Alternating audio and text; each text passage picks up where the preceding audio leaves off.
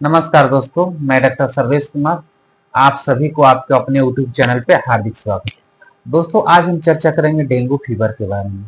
तो सब इसमें हम जानेंगे कि डेंगू फीवर क्या है, डेंगू फीवर को क्या कॉम्प्लिकेशन हो सकता है, क्या क्या सिम्टम्स आ सकता है और कैसे डेंगू फीवर हो जाता है, आखिर डेंगू फीवर आता कहाँ से और इसका मेन कॉज क्या है और इसको होम्योपैथिक आपको कैसे हेल्प कर सकते हैं और होम्योपैथिक में क्या है प्रिवेंशन के लिए। और देर न करते हुए शुरू करते हैं। दोस्तों, अगर आप इस चैनल पे नए हैं तो प्लीज चैनल को सब्सक्राइब कर दीजिए, क्योंकि हम इस पे हेल्थ टिप्स और होम्योपैथिक किसी भी बीमारी में कैसे आपको हेल्प कर सकते हैं वीडियो पब्लिश करते रहते हैं। दोस्तों, देर ना करते हुए शुरू करते हैं। तो सबसे पहले हम जानेंगे डेंगू फीवर क्या है। दोस्तों, डेंगू फीवर एक तरह का मच्छर होता है जो एडिज इजिप्ट मच्छर के काटने से फैलता है। जनरली यह मच्छर सुबह में काटता है तो ज्यादा मतलब इन्फेक्टेड होने का चांस रहता है। और अगर इन्फेक्टेड पर्सन को मच्छर को काट लिया है तो उसके अंदर वो इंटर कर जाएगा। अगर हेल्दी इंसान को काटेगा तो उसके अंदर इन्फेक्शन हो जाता है, जिसकी वजह से उसको साइन एंड सिम्टम्स आने लगता है और वो इन्फेक्टेड हो जाता है। तो डेंगू फीवर को ऐसे डेंगू भी बोला जाता है, डेंगू फीवर भी बोला जाता है। और इसमें मेन सिम्टम्स इसका होता है कि बहुत ज्यादा सीवियर पेन होता है, बॉडी एक होता है, ज्वाइंट पेन होता है, मस्कुलर पेन बहुत ज्यादा होता है। और इसका पेन जनरली देखा जाता है तो एक पिक्यूलियर रहता है, आंख के पीछे यानी ऑर्बिट में बहुत ज्यादा पेन उसका होता है। हेडक भी बना रहता है। अब पेन इतना तेज होता है कि इसको हम लोग ब्रोक बोन फीवर भी बोलते हैं, यानी हड्डी तोड़ फीवर भी बोलते हैं इसको। इसमें ये होता है कि वोमिटिंग की टेंडेंसी भी आ जाती है, नौजिया भी होने लगता है, सर में दर्द होने लगता है। इसके अलावा अगर इसको जांच करवा रहे हैं, कोई डायग्नोसिस के लिए अपना जांच करवा रहे हैं, तो उसमें अगर प्लेटलेट देखा जाता है, प्लेटलेट धीरे धीरे कम होने लगता है, प्लेटलेट जनरली कम होने लगता है। आप प्लेटलेट ऐसे तो नॉर्मल देखा जाता है 1.5 लाख से 4.5 लाख होता है प्लेटलेट। अगर उससे कम हो रहा है तो उसके अलावा इसका कंफर्म जांच भी होता है, जो आपके डॉक्टर आपको एडवाइज करेंगे कि क्या जांच कराना है और क्या क्या सिम्टम्स आ रहा है, उस हिसाब से आपको जांच करवाएंगे और क्या क्या कॉम्प्लिकेशन है। तो दोस्तों, अगर आपको डेंगू फीवर हो गया है तो इस सिम्टम्स के अलावा अगर उसको आप छोड़ दे रहे हैं, लापरवाही कर दे रहे हैं, इसलिए आपको लापरवाही नहीं करना, केयरलेस नहीं कर रखना है, क्योंकि इसका कॉम्प्लिकेशन अगर हो जा रहा है तो बहुत डेंजरस हो सकता है। अगर आपका प्लेटलेट मेन होता है प्लेटलेट डिक्रीज होना, अगर प्लेटलेट आपका कम हो गया है तो प्लेटलेट का काम होता है कि ब्लड को क्लॉट करना। अगर आपका ब्लड प्लेटलेट कम हो गया है तो ब्लड का क्लॉटिंग नहीं हो पाएगा, तो इसमें क्या होगा, हेमरेज हो जाएगा। इंटरनल हेमरेज होता है स्टार्टिंग में, जब इंटरनल हेमरेज होगा तो दिक्कत होने, जहां तहां से ब्लीडिंग होने लगेगा। और ब्लीडिंग जब होगा तो जिसको अगर ब्लीडिंग बहुत ज्यादा होने लगे, जैसे मसल्स में हो गया है, इंटेस्टाइन में हो गया, जीआईटी में कहीं भी हो सकता है, लंग्स में हो गया, तो वो सब सिम्टम्स आने, जैसे अगर लंग्स में हो गया तो खांसने पे इस तरह से ब्लड आ सकता है, अगर जीआईटी में हो गया तो स्टूल के द्वारा आ सकता है, वोमिटिंग के द्वारा आ सकता है, स्किन पे रैसेस आ सकता है, ब्लू रेडिश ब्रुइस आ सकता है, उसके वजह से बेचैनी हो सकता है। साथ ही अगर बहुत ज्यादा हेमरेज हो जाता है तो अगर हेमरेज की कंडीशन आ जा रहा है तो समझिए वो बहुत बड़ा कॉम्प्लिकेशन है। उस कंडीशन में आपको इमरजेंसी में हॉस्पिटल एडमिट करना पड़ सकता है। अगर आपको हेमरेजिक, इसको डेंगू हेमरेजिक फीवर भी डीएचएफ बोलते हैं, अगर डीएचएफ हो गया, डेंगू का हेमरेजिक फीवर अगर आ गया है, तो अगर हेमरेज बहुत ज्यादा हो गया है तो उस कंडीशन में क्या होगा कि आपका शॉक हो सकता है, तो जिसको डेंगू शॉक भी बोलते हैं। सेकेंड उसके बाद का कॉम्प्लिकेशन ही आ जाता है।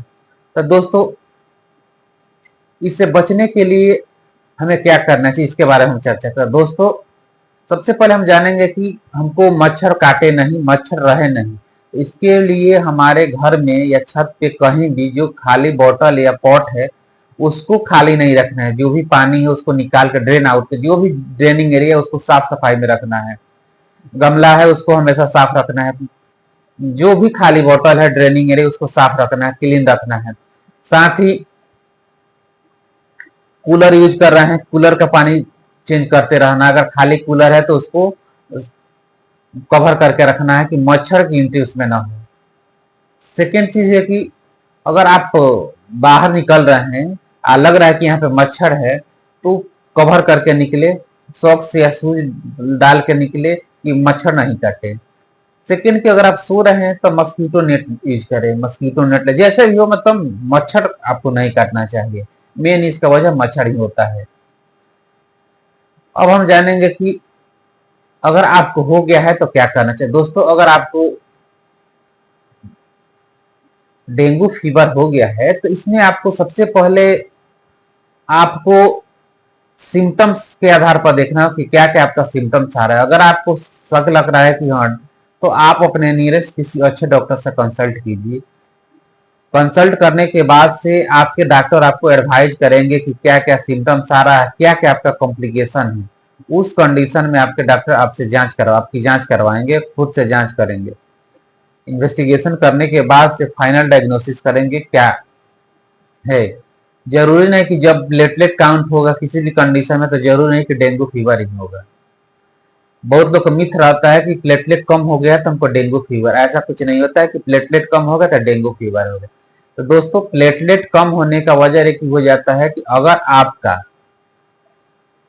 विटामिन B12 की जो कमी है बहुत ज्यादा हो गया, उस कंडीशन में भी हो सकता है आपका जो प्लेटलेट का प्रोडक्शन कम हो जाता है। ये सब इन्फेक्शन की वजह से भी हो सकता है। और दोस्तों, प्लेटलेट कम होने का एक वजह हो जाता है कि एक तो हो जाए कि प्लेटलेट का प्रोडक्शन कम हो जाएगा, दूसरा कि आपका जो प्लेटलेट बन रहा है उसका डिस्ट्रक्शन बहुत ज्यादा होने लगता है। अगर डिस्ट्रक्शन होने लगता है तो उस समय आपका जो स्प्लीन है, स्प्लीन भी बढ़ेगा, उसका वो कॉम्प्लिकेशन भी आ सकता है, लीवर में भी स्वेलिंग है, क्योंकि धीरे धीरे करके बहुत सारा सिम्टम्स इसमें आने लगेगा। अब हम जानेंगे कि अगर आपको डेंगू फीवर हो गया है तो क्या करना चाहिए, होम्योपैथिक आपको कैसे हेल्प होगा। दोस्तों, अगर आपको डेंगू फीवर हो गया है तो अगर इमरजेंसी है तो होम्योपैथिक जरूरी नहीं कि आपको होम्योपैथिक में ही जाए। अगर इमरजेंसी है तो आपको सबसे पहले प्लेटलेट लेना जरूरी है। अगर बहुत ज्यादा हो गया है तो प्लेटलेट ट्रांसफ्यूजन जरूरी है। साथ ही फ्लूइड मेंटेन जरूरी है। अगर बहुत कम है तो आप खाने में जितना हो सके लिक्विड लीजिए, फ्रूट लीजिए, कोकोनट वाटर लीजिए। साथ ही कुछ मेडिसिन के बारे में बता रहे हैं जो बहुत अच्छा वर्क करती है।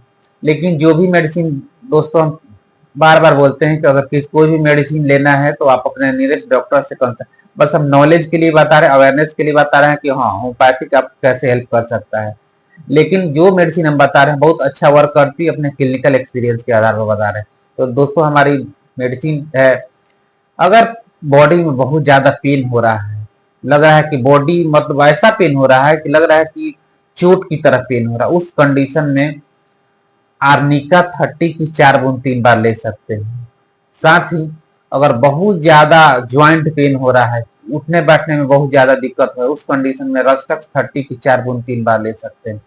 अगर आपको डेंगू फीवर हो गया, बहुत ज्यादा सुस्ती है, डल हो गए हैं, कहीं चल नहीं सकते हैं, चक्कर आ रहा है और बॉडी में बहुत ज्यादा दर्द हो रहा है, फ्लू का सिम्टम्स आ रहा है, उस कंडीशन में आप जेलसेमियम 30 की 4 बूंद 3 बार ला सकते हैं। लेकिन दोस्तों, एक मिक्सचर के बारे में बता रहे हैं जो बहुत अच्छा वर्क करता है। सबसे पहला है, आप मिक्सचर में ले सकते हैं, सॉरी, प्रिवेंशन के लिए बता रहे हैं, प्रिवेंशन के लिए इप्टोरियम पर्फ ले सकते हैं। इप्टोरियम पर्फ की 30 की 4 बूंद 3 बार लीजिएगा।